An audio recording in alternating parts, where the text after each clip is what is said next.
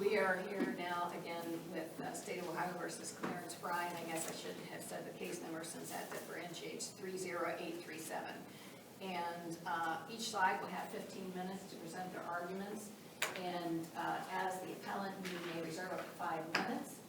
And please let me know how much time you want. I would reemphasize to you, we don't name victims. We don't say the name of victims or children. We are recording, and please stand behind the podium and keep your voice up because it will be available for other people to watch on YouTube. Okay, thank you. Thank you, Your Honor. Good morning. May it please the court, Adam Vincent on behalf of Clarence Fry. I would like to reserve 5 minutes for rebuttal. Thank you. Impartiality is a cornerstone of our legal system. You know, we expect, the public expects judges to be fair, unbiased, expects them personal feelings to not interfere with how they treat parties, how they make decisions on legal questions, how they conduct hearings. We don't just expect that, of course, we require it. The Code of Judicial Conduct requires judges to recuse themselves from proceedings even when there's the appearance of impropriety or bias. In the case here, at an evidentiary hearing in PC, Judge Cosgrove, just a short litany, undermined the presentation of defense's witnesses, called the prosecutor as a witness, based her final findings upon credibility on Mr. Fry's behavior at trial 11 years prior, called his testimony devoid of credibility despite its corroboration, failed to even acknowledge the sort of critical document of the question before the court in her final ruling, compared counsel to first-year law students, was outwardly hostile to counsel, put forth efforts on the record to sort of bolster the reputation of trial counsel that was in question in that case. And so we would say at the very least there's the appearance of impropriety, if not actual real demonstrated bias. Hasn't Mr. Fry raised this before, though? Well, Your Honor, so I would say, in fact, no court has substantively looked at Cosgrove's bias from those evidentiary proceedings. When the appeal of that question was brought before this court said, look, we can't disqualify a judge. The appellate court doesn't have the power to remove a judge from the bench. And that's sort of what the trial court has said here again as we brought the 60B in 2022 said, we don't have the power to disqualify a judge, neither does the appellate court. It looked like you're about to ask a question. I was, if you did want to file an affidavit for disqualification then and did not, isn't that also maybe a waiver of that issue? We would argue it's not a waiver of the issue. He brought it before this court at the point where this court said, we can't do anything with this question on appeal, sort of an affidavit for disqualification, I believe sort of would have been effectively moved at that point. At the end of the post-conviction proceedings, it sort of, the process sort of moved on to this court for appeal. But what really sort of, I'm going to say opens the door here is the Weaver case that was out of the Supreme Court of Ohio, which empowers appellate courts to, or courts in general, to replace biased judges. The question below the court below was, they said, we can't disqualify a judge from the bench, we're just a trial court, we don't have the authority to do that. First, that wasn't the question before them, this was a motion 60B relief from judgment, which this court and other courts in the state have said is an appropriate vehicle for seeking relief from bias or impropriety or the appearance thereof. But what the Weaver case did is it articulated with clarity that a judge can be removed from the bench through a process that is not just disqualification, that the appellate courts have the power to do that when there is bias or impropriety in the case.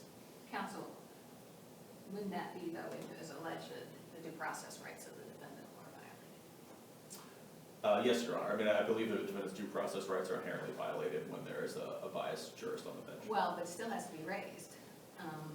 Was that raised in the original appeal, the direct appeal? The direct appeal from the evidentiary proceedings. The exact articulation of how it was raised on that appeal escapes me in this moment, Your Honor. I apologize. That's okay, because that seems to be the differentiation with our case law, that if the appellant raises the issue that due to bias or impartiality of the judgment, due process rights were violated, then his remedy is not with the Supreme Court, because we're supposed to be protectors of the due process rights. So you don't know for sure if that was right. I cannot speak to how exactly it was articulated, I apologize. I know bias was raised, but if it was articulated as a due process right, I'm not sure, I apologize, Your Honor. That's okay. So I guess the first issue we would present to the court today is that the court below, the trial court, in ruling on the 60B actually did not apply the proper standard. The court looked at it as a motion for disqualification and analyzed it as such. The trial court articulated the 60B standard, didn't in fact apply it, didn't even walk through the steps beyond articulating that standard. So we do think, the trial court erred there, abused its discretion in applying the incorrect standard to the ask that was before it. And at the very least, we would ask this court to send this back to have the trial court actually analyze the question under the 60B standard. Although she did quote the 60B standard, and she didn't just talk about disqualification, she talked about other issues, like res judicata. Even if one's wrong, why should your side prevail? Yeah. So she did talk about other issues, including res judicata and the law of the case, Your Honor. And we would say here, I guess the answer comes down to Weaver, essentially. A 60B-5 is designed to provide a remedy when there's an injustice that cannot be addressed during the normal trial or appellate proceedings. We would say we have that here because, the effort to sort of address this issue in the past failed because the question was disqualification.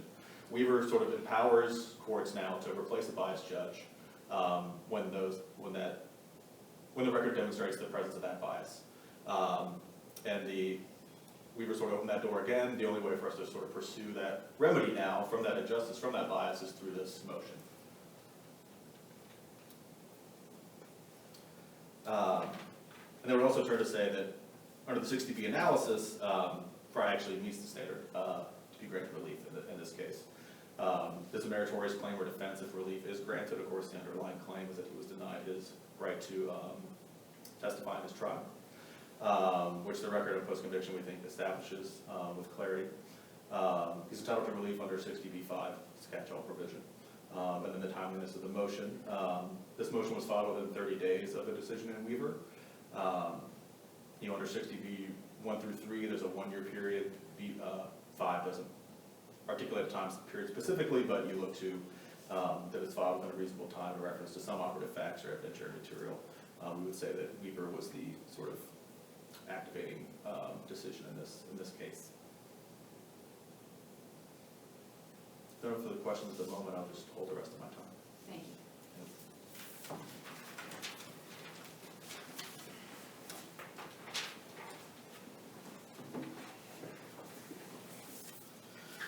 You may proceed. Thank you, Judge. Good morning again. Rick Raley on behalf of the state and Sherry Governor Walsh, Summit County Prosecutor. I think this court can again affirm the trial court's order that denies the motion for Civil Rule 60B relief. I want to start out with a jumping off point from a question from Judge Carr, that there was a possibility of raising a due process argument on direct appeal. Whether it was not or if it was, it does not matter. It could have been, and res judicata would then bar continued litigation of that issue, which is exactly why the trial court denied the motion in this case. And I think this court should affirm that. I will briefly address the Weaver case because I don't believe that it's as far-reaching as the appellant has pointed out. Weaver did involve a claim of due process in a direct appeal from a petition for post-release, post-conviction relief. It does not involve a Civil Rule 60B motion that's filed years later after judicial qualification proceedings were already held before the trial that occurred before this judge, and after that issue was already raised in a direct appeal from that judgment. So for that reason, I think Weaver doesn't offer any guidance to this court. And I would just say generally, when I look at the Civil Rule 60B cases and judicial bias, the only times that they've really been granted are occasions where there's something that's disclosed after the hearing indicating that the judge had an appearance of impropriety. I think one of the most famous ones is out of the state of West Virginia. It involved a case where the judge had actually received a $3 million donation from one of the litigants that was not disclosed beforehand. That's the Caperton case. Nothing like that occurred here. All the items that were cited occurred. They were in front of the parties. The parties knew about it at the time. So you're saying that that's the reason why it's res judicata, is because all this was on the record. It could be. And they yes. could have raised an issue as to their due process rights being violated. Absolutely, Judge. So that is the state's position on this. It is barred by res judicata. They don't get a second bite of the apple now, 6 years later. If there's any further questions, I'd ask you to affirm. Thank you.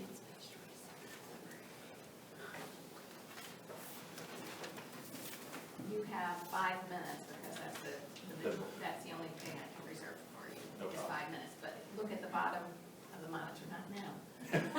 Look at the bottom of the monitor, that's the 5-minute clock you look at, okay? Got it, thank you. Well, Judge Carter answered one question you had. The question was raised as a due process issue on that direct appeal, when this court then said, we can't disqualify a judge. And we would say, the difference now is Weaver. Weaver lets this court replace a judge. As you articulated before yourself, Judge Carr, the appellate courts are meant to sort of protect the integrity of the judiciary in the process, right? And as to my friend on the other side, It doesn't allow you to replace a judge, it allows you to attack the judgment, you're saying. Yes, yeah. Thank you, Your Honor. I appreciate that clarification. So my friend on the other side, discussed 60B5 as a relief mechanism for judicial bias, which it is, and of course, talk about how it is rarely granted, and that's accurate, and it's not often raised. It's a novel vehicle for it to be raised in, although it has been the Supreme Court of the state, this court, other courts have said that it's an appropriate vehicle for it to be raised in. And we would say after Weaver, it's sort of more appropriate than ever. This court has the opportunity to alleviate the injustice Mr. Fry suffered in post-conviction. What do you say about the fact that it is all in the record?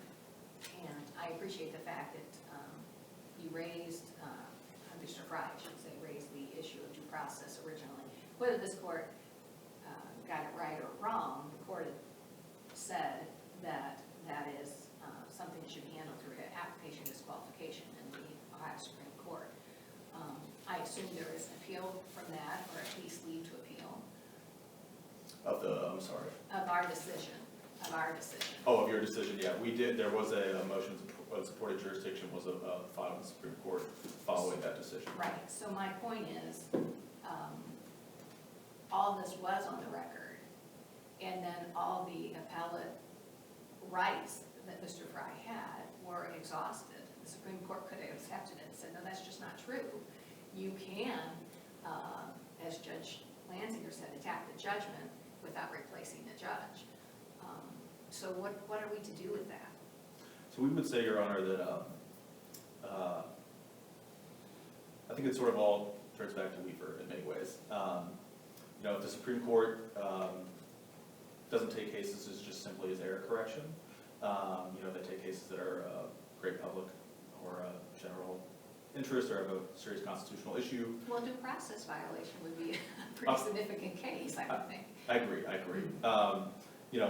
Unfortunately, the motion in supported jurisdiction wasn't granted, and of course, it's just a one-line denial. We can't sort of no view into what the court's rationale was in denying that. But we would say that, with the court's decision in Weaver, that they've sort of presented for the appellate courts, for the courts of the state, this power and opportunity to more directly take action when there is proceedings and decisions that are influenced by bias and impropriety. We think that's an intervening case that sort of could reset things here for Mr. Fry to allow him to sort of escape the injustice that he suffered at Judge Colliver's hands. The state replied to that and argued and said, well, Weaver just basically repeated what the law has always been, that if a judge is biased against the defendant and it results in due process violations, then obviously the judgment can be attacked. So how is that different than what the law has always been? Yeah, certainly not going to contest that the law has always said you have the right to a fair judge. That's absolutely not new. But again, to turn to sort of, the Supreme Court of the state in Weaver sort of articulated and clarified that there is the opportunity here to cure biased judgments with not solely disqualification. And we think that Weaver is an intervening case such that that this problem can be cured for Mr. Fry now. All right, the court will take the matter under advisement and issue a written opinion that will be sent to both sides as well as released on the Ohio Supreme